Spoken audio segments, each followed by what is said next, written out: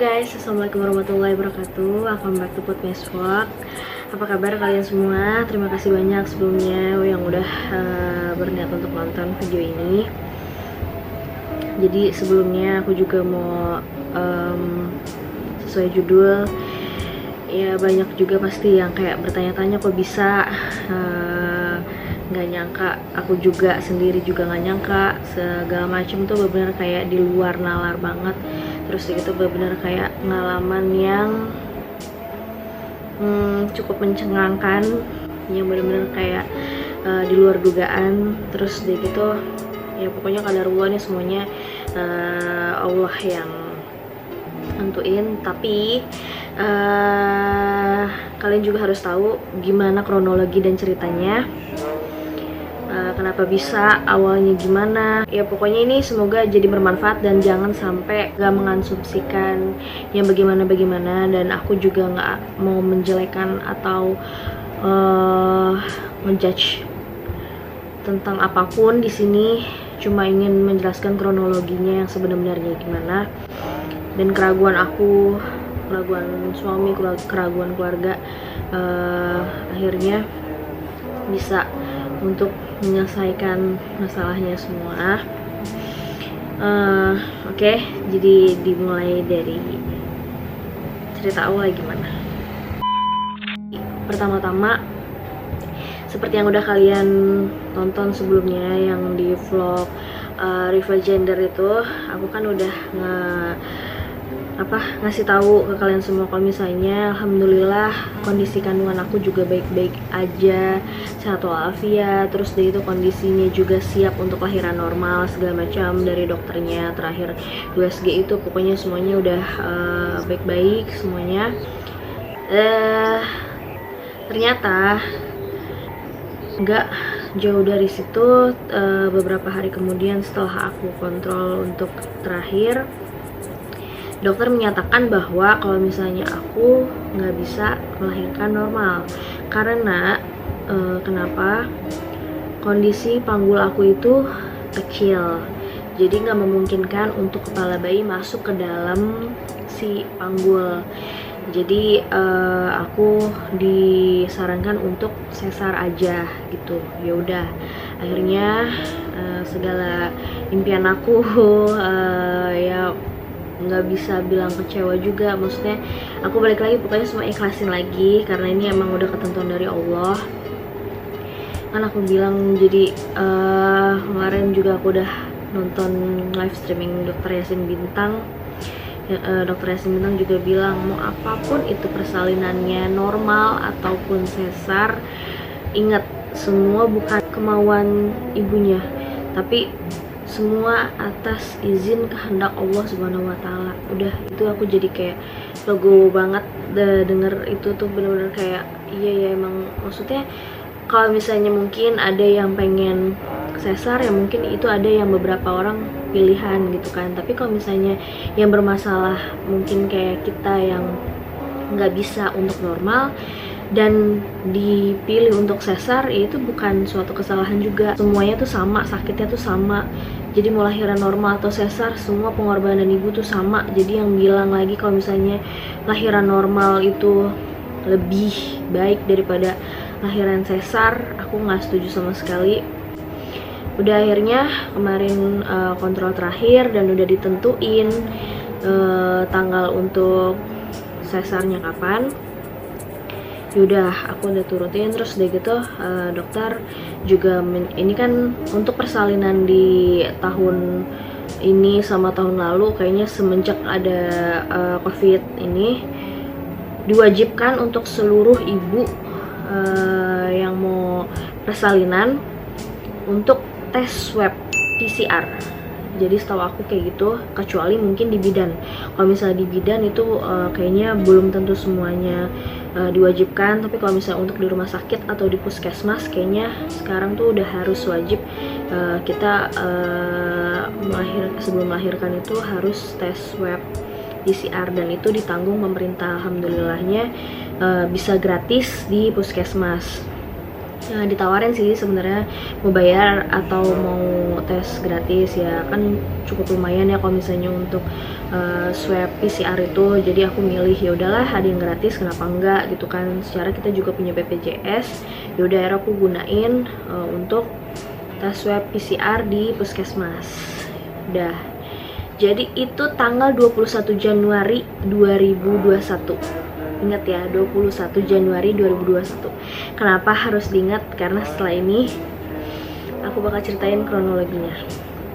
Udah, 21 Januari 2021 berarti besoknya itu adalah 22 Januari 2021. 22 Januari 2021 itu aku rekomendasikan untuk tes swab di puskesmas. Yaudah, akhirnya aku besoknya balik lagi ke puskesmas untuk tes swab PCR. Ya kemarin setelah kontrol udah tanda tangan juga untuk persalinan segala macam yang ditentuin jadwalnya, terus deh gitu barang apa aja yang harus dibawa segala macamnya udah aku tanda tanganin. Dan persetujuan suami juga karena lagi kerja nggak bisa temenin, akhirnya setuju untuk persalinan sesar. Terus ya udah akhirnya besoknya aku ke puskesmas. Di hari itu aku benar-benar kayak nggak ada ngerasa sakit atau ragu, maksudnya untuk tes swab ada gejala atau sama sekali nggak ada sama sekali. Wallahi itu benar-benar aku ngerasanya sehat walafiat, alhamdulillah. Terus deh gitu nggak ada ngerasa badan nggak enak atau ngerasain gejala-gejala pilek, batuk, meriang apa segala macam tuh benar-benar nggak ada. Pokoknya suami juga sampai bilang aku salut sama kamu gitu. Kenapa salut? Karena selama kehamilan tuh bener-bener aku nggak ada ngerasa kamu tuh nggak ada sakit gitu, terus itu nggak ada drop atau segala macam gitu. Yang aku lihat kalau misalnya orang-orang hamil tuh rata-rata banyak ada keluhannya gitu, dan aku alhamdulillah juga emang ini benar-benar dimudahin banget sama Allah. Kehamilan itu benar-benar kayak makan enak, semuanya enak, aku bisa nyium, aku bisa ngerasain apapun gitu kan. Ya udah akhirnya dengan PD-nya ya udah aku langsung tes swab, juga nggak ada pikiran kayak gimana-gimana. Udah akhirnya di swab, terus deh gitu ya udah selesai pulang.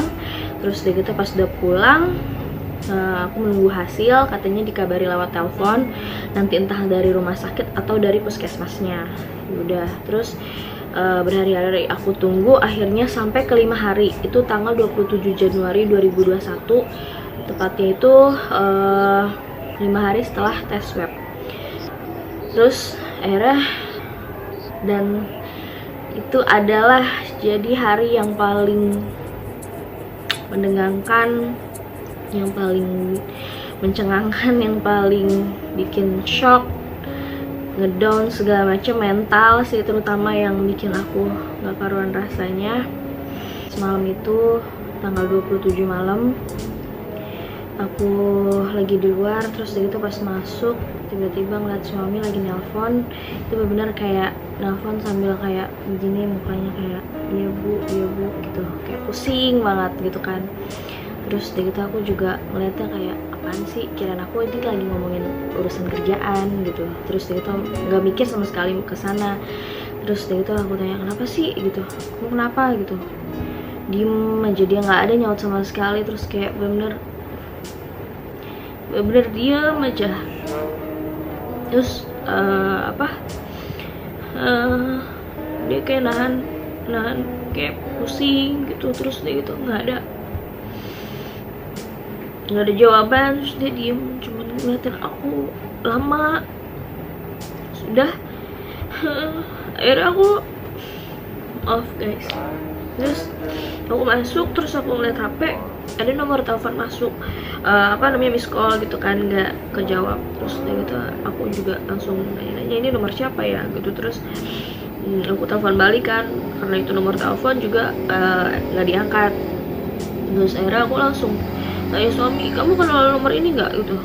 Nggak, dia langsung nggak gitu doang, papa ngeliat HP aku gitu nomornya apa. Terus dia gitu langsung diam. Akhirnya dia langsung manggil aku, sini duduk di samping aku katanya. Terus gitu akhirnya aku langsung duduk di samping dia.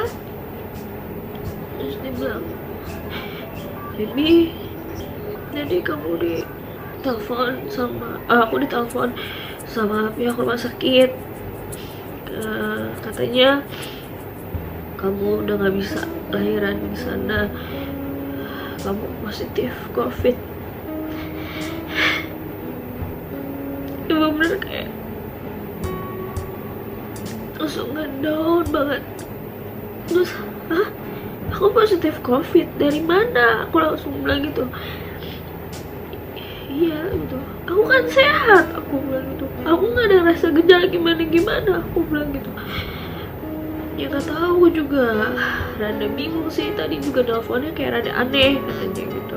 Kenapa bisa, aku bilang gitu. Padahal pas hari itu aku tes juga aku nggak ada ngerasa gimana, kamu tahu sendiri aku sehat, aku bilang gitu. Iya makanya aku juga bingung gitu.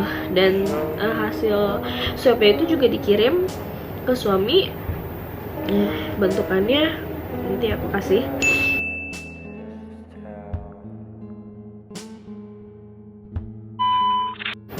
Jadi di situ suami tuh kayak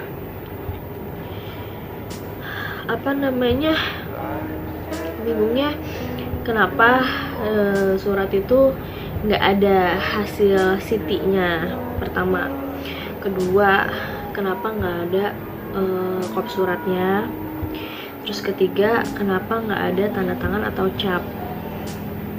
Di situ cuma dinyatain positif, udah gitu doang gitu kan. Terus dia gitu akhirnya kata suami, ini kok rada meragukan juga, pertama kamu sehat, kedua ini hasilnya positif, cuma positifnya aja gitu, nggak ada kadar CT-nya, kamu gimana? Soalnya kan emang setahu aku kalau misalnya kadar CT itu penting untuk mengetahui CT kita tuh di berapa gitu kan. Terus dia gitu nggak ada semuanya itu. Terus dan yang paling meragukan adalah di situ tertulis ada tanggal gejala.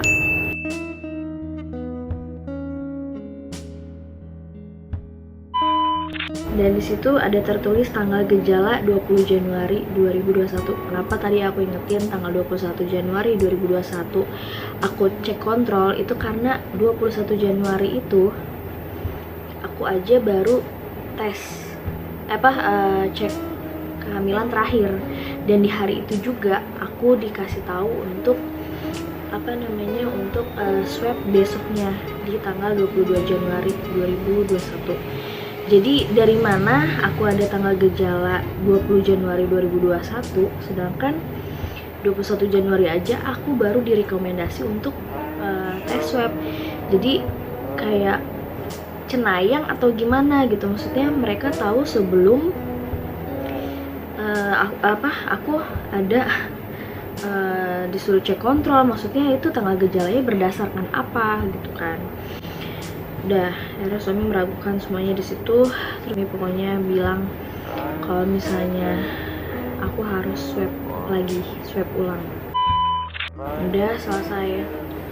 Itu malam itu bener-bener jadi malam yang udah aku nangis sejadi-jadinya, bener-bener kayak nggak nyangka, ya Allah kenapa kayak gini. Pertama aku pengen lahir secara normal, bisa ditemenin sama suami, didampingin sama suami, mau biar suami tuh ngeliat prosesnya kayak gimana pas lama aku persalinan. Itu nggak jadi, aku harus sesar gitu kan. Terus dia gitu sekarang ditambah aku katanya dinyatakan positif COVID, dan yang bikin aku ngedownnya itu adalah besoknya. Jadi udah paginya itu akhirnya aku dihubungin lagi sama pihak puskesmas. Terus gitu akhirnya pihak puskesmasnya bilang kalau aku itu nggak bisa lahiran, aku nggak bisa di rumah sakit yang sebelumnya untuk persalinan. Terus gitu aku juga direkomendasikan untuk dirujuk ke rumah sakit yang khusus penanganan COVID. Itu langsung kayak hancur, dunia tuh runtuh, pokoknya udah kayak langsung pusing. Jadi aku mikirin bukan karena keadaan penyakitnya, bukan mikirin tentang covidnya, aku malah mikirin menjadi keadaannya. Soalnya secara aku lagi, kalau misalnya aku covidnya itu mungkin jauh sebelum hari aku lahiran, ya aku paling menerima aja isolasi mandiri udah gitu tok. Tapi ini karena mau persalinan, ngerti gak sih? Jadi kayak double semuanya gitu, dan persalinannya ini yang bikin dipersulit semuanya. Dimulai dari aku gagal di rumah sakit yang udah direkomendasiin untuk persalinan aku sesar nanti, secara udah ada tanda tangan, terus gitu secara udah ada persiapannya apa aja yang harus disiapin semuanya, dan jam-jamnya dari aku datang, terus tanggal jam untuk dimulai operasi sesarnya segala macam, dan apa aja yang harus dibawa udah aku siapin semuanya. Tiba-tiba biar gitu aja, terus langsung kayak kok lucu gitu. Terus jadi kayak ini aku harus ditangani di rumah sakit yang khusus penanganan COVID untuk persalinan, dan katanya belum ketemu rumah sakit mana yang mau nerima pasien COVID untuk persalinan. Itu benar-benar kayak astagfirullahaladzim. Itu benar-benar jadi kayak hari yang terburuk di hidup aku, dan gak nyangka sama sekali sampai aku terus ngusap-ngusap perut sambil ucap maaf ke anak aku gitu, karena mungkin aku lalai, aku nggak ngejaga diri, jadi sampai kayak gini, jadi sampai nyusahin semuanya, jadi sampai nyusahin suami juga. Akhirnya suami kan ngabarin pihak kantor, akhirnya suami juga harus swab gitu kan. Terus jadi temen-temennya juga yang ada berinteraksi sama dia, sama temen-temen aku juga akhirnya pusing gitu, semuanya langsung ketakutan, takut ada ketular COVID ini gitu. Pokoknya jadi kayak runyem, semuanya tuh serba runyem gitu kan. Maksudnya bukan penyakitnya tapi keadaannya. Jadi keadaannya yang bikin semuanya jadi benar-benar ngedrop. Terus mental kita jadi hancur sehancur-hancurnya gitu. Kalau misalnya posisinya aku sakit mungkin aku bakal nerima gitu, tapi ini aku keadaan sehat walafiat, benar-benar nggak ada ngerasa gejala sama sekali. Yang aku bingungnya kayak gitu. Terus begitu udah, akhirnya aku langsung nurutin semua kata-kata dari puskesmas. Kata puskesmas, ikutin aja ya bu gitu, nanti tunggu jawaban dari pihak rumah sakit mana yang menerima ibu. Terus begitu aku disuruh bikin surat keterangan tidak mampu isolasi mandiri dari RT dan RW. Itu juga aku rada kayak bingung, kok aku harus bikin surat kayak gitu. Dan aku juga disuruh nyiapin materai, itu ada 10 lembar kalau nggak salah. Dan lucunya juga aku nggak tahu kenapa aku disuruh nyiapin perlengkapan baju beberapa hari ke depan, sama deterjen untuk cuci pakaian, terus jemuran pakaian, terus sama cemilan yang banyak gitu di syarat-syaratnya besok yang harus dibawa. Dan aku jadi mikir, ini maksudnya aku disuruh isolasi di rumah sakit atau bagaimana gitu. Maksudnya aku berarti nggak bisa pulang langsung, berarti aku harus isolasi di rumah sakit dulu. Sedangkan namanya habis persalinan itu adalah butuh banyak banget istirahat gitu kan. Terus aku harus nyuci gitu, maksudnya benar-benar kayak orang-orang yang ngomong aja habis persalinan sesar itu sakit dan nujubila gitu. Terus aku harus nyiapin diri untuk isolasi dengan maksudnya ya susah payah kayak gitu. Terus udah gitu itu berpikir keras banget. Terus udah gitu akhirnya sampai aku, dan yang paling bikin ngedownnya adalah suami gak boleh ikut. Jadi aku pure sendirian aja selama proses dari awal sampai akhir. Udah gitu akhirnya suami langsung bilang, oke, kayaknya aku gak percaya sama hasil ini. Bukan gak percaya sih, mungkin misalnya kemarin kamu positif, tapi kayaknya kamu sekarang enggak gitu. akhirnya suami memutuskan buat tes swab lagi untuk aku di tempat yang berbeda. Itu ada di Speed Lab. Jadi teman-teman yang rekomendasiin udah di Speed Lab aja biar cepet juga kan hasilnya. Udah akhirnya hari itu juga langsung aku jalan berangkat. Suami disuruh sama pihak kantor di rumah sakit Mitra Keluarga, dan kalau aku milih untuk di Speed Lab aja karena hasilnya itu H+1 udah bisa diterima. Udah akhirnya aku ke Speed Lab, terus udah gitu akhirnya tes. Ini ada videonya sedikit.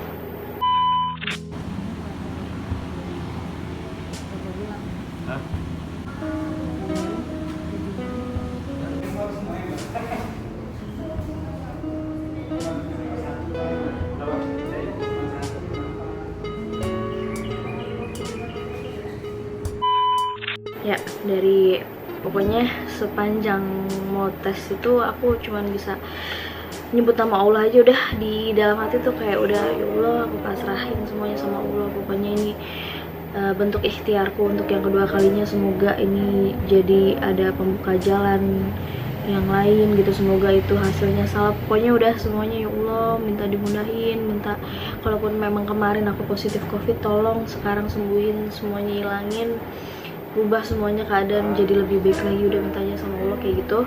Akhirnya aku tes, akhirnya swab PCR itu yang kedua.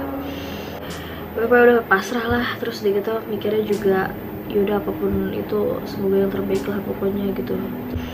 Pas sudah malam, sedihnya aku udah nggak bisa lagi tidur sekamar sama suami. Terus suami akhirnya tidur di luar, di ruang TV, dan aku di kamar sendirian. Pokoknya serba sedih lah semuanya.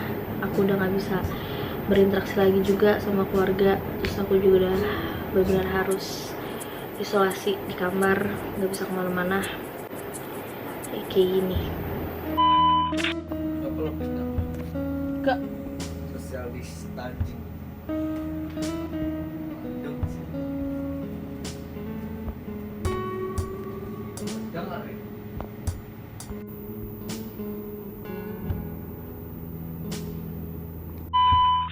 Terus akhirnya udah tengah malam, aku rada ketiduran sebentar. Terus dia gitu ngecek ada WA masuk.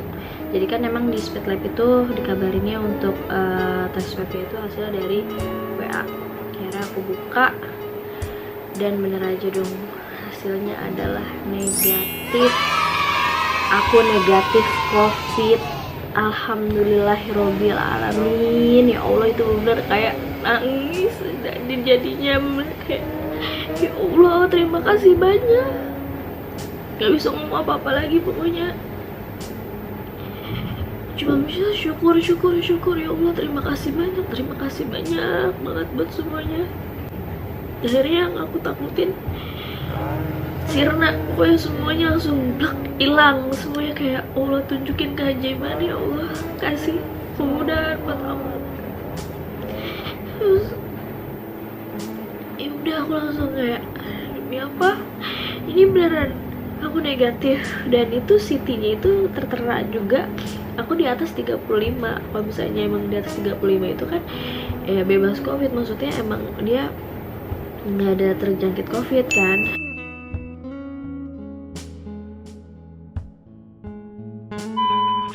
Terus ya Allah terima kasih banyak gitu, soalnya aku juga ngerasa satu afiat aja. Dan oke, setelah ini mungkin ada yang duga-duga gimana sebenarnya hasil dari puskesmas itu sebenarnya akurat atau enggak. Aku juga wallahu alam, aku nggak mau nyalain apapun. Aku balikin keadaannya. Mungkin kalau mau marah, mau ini juga kalau mau menduga-duga, kalau misalnya mau jadi curiga, mau jadi suuzon,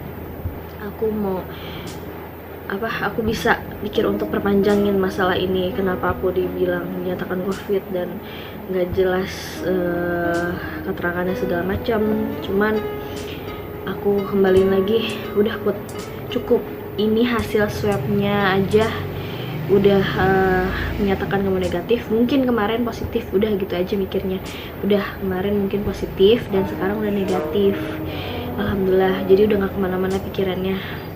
Mungkin kalau misalnya orang yang ribet bakal diperpanjangin nih hal kayak gini gitu, tapi kalau aku mikirnya kayak ya udahlah, yang penting persalinan aku bisa normal, bisa balik lagi ke sesuai rencana awal yang di rumah sakit kemarin itu, dan bisa ditemenin sama suami. Itu sih yang terpenting. Jadi aku udah gak mikirin buat udahlah gitu untuk ngelaporin apa segala macem, udah gak ada daya gitu, maksudnya yaudah yang penting sekarang udah negatif, alhamdulillahirobbilalamin.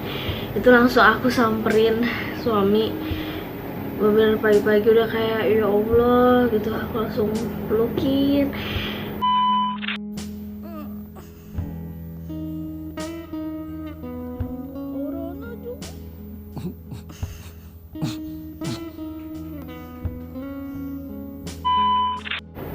Alhamdulillahirobbilalamin gitu, semua ketakutan sirna semuanya udah hilang. Bener kayak ya Allah, 1 hari aja dinyatain COVID tuh udah pusingnya kayak gitu. Cuman bener udah kayak gila, rasanya hancur banget.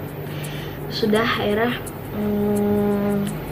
suami juga ikut, alhamdulillah bahagia. Terus akhirnya dikabarin kantor, dikabarin semua teman-temannya juga yang berinteraksi sama dia untuk jangan takut lagi gitu kan. Terus teman-temannya juga udah pada swab antigen juga, alhamdulillah hasilnya juga negatif gitu. Terus gitu ya udah, akhirnya ya udah. Tapi aku juga mikir nggak langsung mau berinteraksi sama orang-orang. Aku juga mikirnya mungkin untuk ngejaga diri lebih baik lagi, ya udah aku benar-benar masih isolasi mandiri juga di rumah. Benar-benar aku juga nggak keluar sama sekali, benar-benar ngejaga makanan yang bergizi aja. Jadi pelajaran banget pokoknya ini. Aku juga balik lagi, nggak mau nyalahkan apapun, mau perpanjangin juga kayak ya udahlah nggak mampu gitu kan. Terus udah gitu teman-teman sih yang pada aku kasih info hal ini udah pada kayak ngamuk gitu. Orang tua aku juga semuanya pada kayak kok kayak gitu, udah pada gitu. Terus aku mikir udahlah, aku udah gak mau perpanjangin, maksudnya ya udahlah kalau emang itu mungkin aku kemarin beneran positif, ya mungkin kemarin walaupun jadinya berapa hari doang aku terima, nggak apa-apa, aku dinyatain positif cuman sementara. Tapi setelahnya itu negatif, walaupun beda sehari doang pengumumannya, ya udah alhamdulillah. Yang penting aku udah lega, aku udah bisa akhirnya minta sama puskesmas untuk sesuai rencana awal aku untuk lahirannya di rumah sakit sebelumnya dengan jadwal dan tanggal di hari yang sama semuanya. Dan alhamdulillah juga dipermudah. Terus udah gitu dikasih kemudahan juga, pokoknya lega, alhamdulillahirobbilalamin. Terima kasih banyak ya Allah, terima kasih banyak untuk segalanya. Semoga ini jadi ilmu yang bermanfaat, pokoknya jadi pengalaman yang luar biasa buat aku. Terus dari gitu cuman mau sampein juga ke kalian semua, ya walaupun biar gimana pun COVID itu emang tetap ada gitu, apalagi kondisi kita yang hamil, ibu-ibu di luar sana, tolong jaga banget untuk social distancing, tolong jaga banget untuk tetap perhatian sama diri sendiri, tetap ngejaga diri dimanapun kalian berada, tetap pakai masker. Udah, ini aja yang aku mau share ke kalian semua. Semoga cerita ini bermanfaat. Terus terima kasih banyak yang udah mau dengerin semuanya. Terus ini udah mau menuju lahiran beberapa hari lagi, doain semoga lancar semuanya. Terus nanti aku juga bakal share gimana proses persalinannya. Gak sabar mau ketemu anak aku. Alhamdulillah akhirnya sedikit lagi ketemu. Ya udah gitu aja. Jangan lupa di like, subscribe, dan share videonya ke teman-teman semua. Mungkin bisa jadi masukan yang bermanfaat juga untuk kalian. Dan kalau ada yang berpengalaman juga tentang COVID di masa kehamilan, boleh di share semuanya di komen bawah. Oke, thank you semuanya. Assalamualaikum warahmatullahi wabarakatuh.